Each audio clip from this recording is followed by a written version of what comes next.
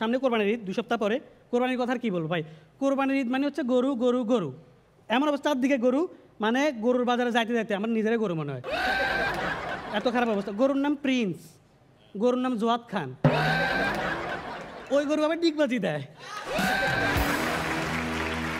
আমি বলছি এই গরুর দাম কত, বলছি 20 লাখ। আমি 20 লাখ এই গরু, বলছে এই গরু রয়্যাল মালাবার ব্র্যান্ডের ঘাস খায়। আপনারা একটা ডায়লগ শুনছেন না, আর কাউরে পান নাই, বারবার শুধু আমার উপরে, বারবার শুধু আমার উপরে, কেন শুনছেন না?